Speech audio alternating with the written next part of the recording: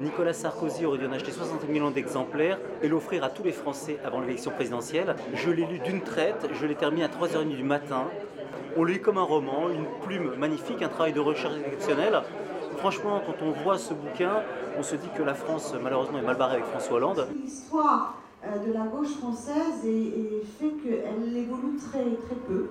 Votre connaissance de cette histoire permet souvent, lorsqu'on est un regard dans le passé, de mieux comprendre ce qui nous attend. Je suis vraiment très heureuse de vous accueillir ce soir.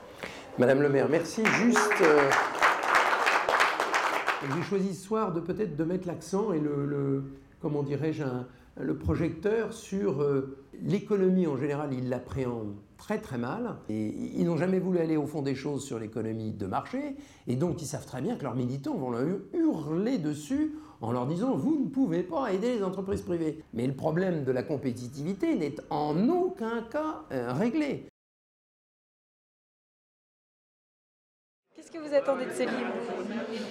Beaucoup de renseignements historiques. L'important, ce serait de le faire lire à des militants de gauche pour qu'ils modèrent leur transport aujourd'hui, puisqu'ils dénoncent les erreurs centenaires de la gauche et qu'on retombe indéfiniment dans les mêmes erreurs. Ah, c'est un livre excellent, plein de références historiques.